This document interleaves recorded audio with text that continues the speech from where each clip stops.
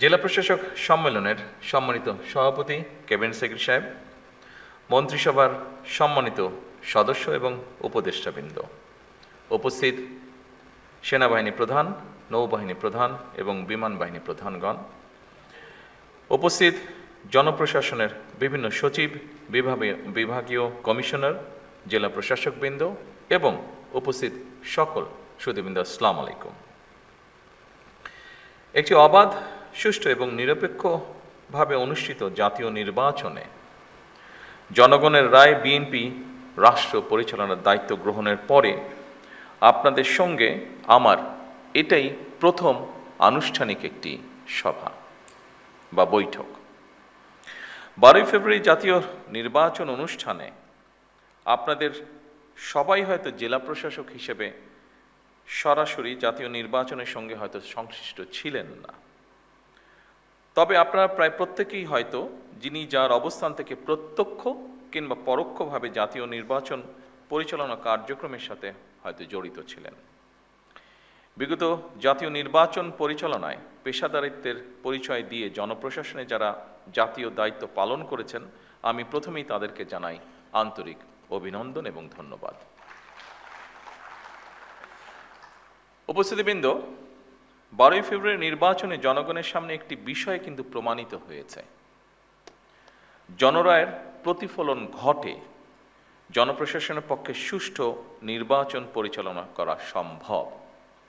আমি যেটি বলতে যাচ্ছি, জনপ্রশাসন যদি সঠিকভাবে কাজ করে তাহলে অবশ্যই জনগণের রায় যে প্রতিফলিত হয় সেটি আপনারা প্রমাণ করেছেন 12 তারিখের নির্বাচনে।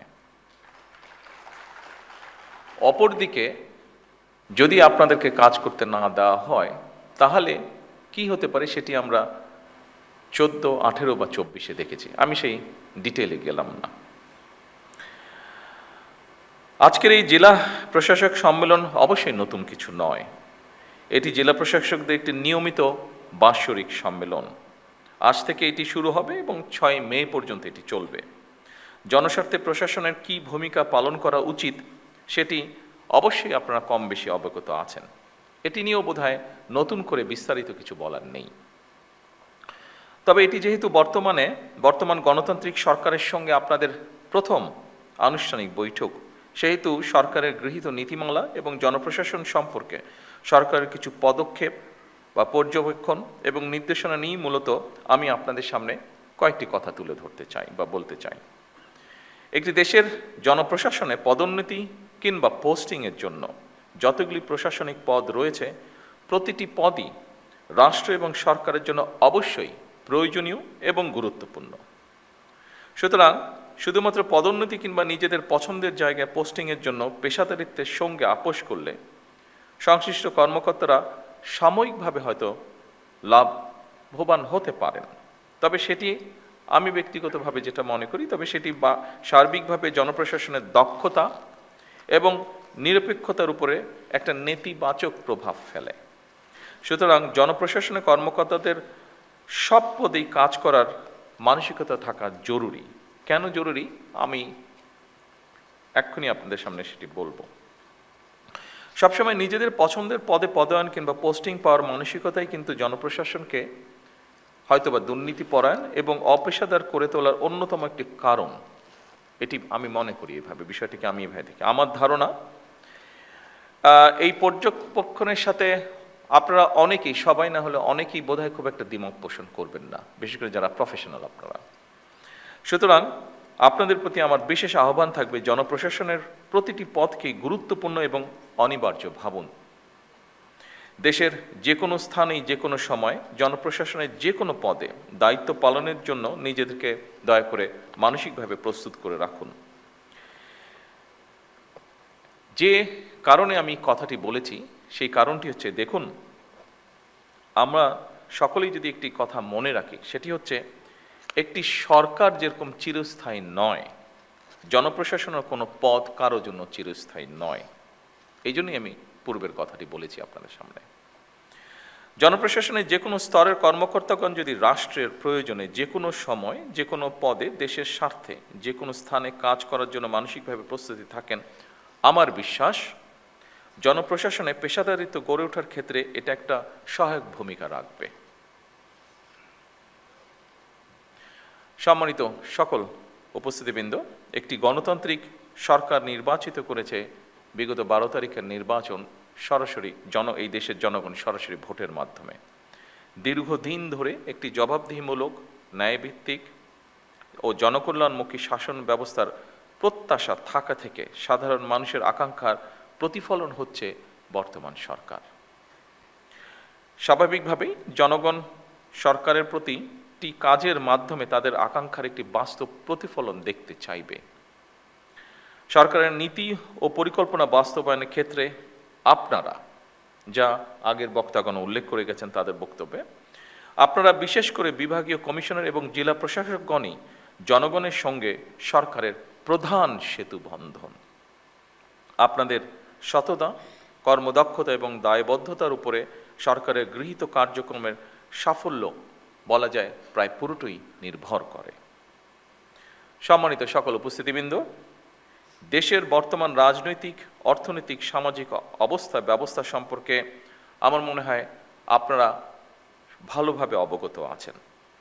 দেশের ইতিহাসে সবচেয়ে ভঙ্গুর অর্থনীতি, দুর্বল বিভাজিত জনপ্রশাসন এবং অবনতিশীল আইন শৃঙ্খলা পরিস্থিতির মধ্যে বর্তমান সরকারকে কাজ শুরু করতে হয়েছিল। যে পরিস্থিতিটির বর্ণনা আমি দিলাম, সেই পরিস্থিতি ছিল যখন আমরা কাজ শুরু করেছি। অবশ্যই আমি দৃঢ়ভাবে বিশ্বাস করি আপনাদের সহযোগিতায় অনেকখানি সেই পরিস্থিতিটা আমরা পরিবর্তন করতে সক্ষম হয়েছে এই 2.5 মাসে। তবে সম্পূর্ণভাবে সেটি এখনো পরিবর্তিত হয়নি। ফ্যাসিবাদী শাসনামলে দুর্নীতি, লুটপাট রাষ্ট্র এবং জনগণকে ঋণগ্রস্ত করে ফেলেছিল। সেই শাসনামল 30 লক্ষ কোটি টাকা ঋণের বোঝা নিয়েই বর্তমান সরকার যাত্রা শুরু করেছে। আপনারা কম বেশি ধারণা অবশ্যই আপনাদের আছে যে আমরা দেখেছি বিগত সরকারের সময় দেশকে একটা আমদানি নির্ভর রাষ্ট্রে পরিণত করে ফেলা হয়েছিল। বিভিন্ন স্ট্যাটিস্টিক্স যেটা বলে, দেশে দারিদ্র্য বেড়েছে, দেশে বেকারত্ব বেড়েছে, নতুন কর্মসংস্থান হয় নাই বললেই চলে। প্রতিটি সাংবিধানিক এবং বিধিবিদ্ধ প্রতিষ্ঠানকে বলা যায় অকার্যকর করে ফেলা হয়েছিল। আপনারা মনে হয় তার সবচেয়ে বড় উদাহরণ, যেহেতু আপনার প্রশাসনে বিভিন্ন জায়গায় আছেন, বিভিন্ন জায়গায় কাজ করছেন। বিচার বিভাগ, নির্বাচন কমিশন, দুদক সবকিছুই ছিল অকার্যকর। শিক্ষা, স্বাস্থ্য সব সেক্টরই বলা যায় ভঙ্গুর অবস্থা।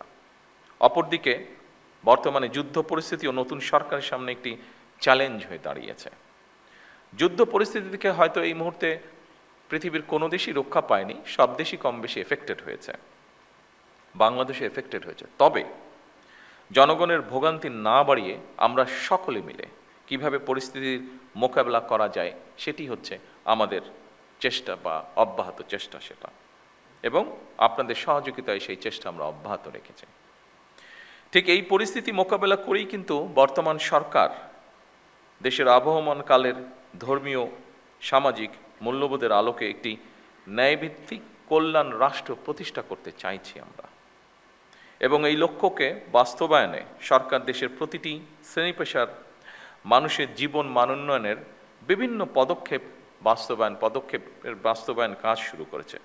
সরকার ইতিমধ্যে একটি নীতিমালার ভিত্তিতে জনপ্রশাসন অর্থাৎ আপনাদের মাধ্যমেই কৃষক কার্ড, ফ্যামিলি কার্ড, স্পোর্টসের যে বিষয়টি সহ দেশে ইমাম, মুয়াজ্জিম এবং অন্যান্য ধর্মীয় গুরুদেরকেও প্রতি মাসে আমরা সম্মানের যে ব্যবস্থা করেছি সেই কার্যক্রমগুলি শুরু হয়েছে, যা শুরু করেছি আমরা আপনাদের মাধ্যমে।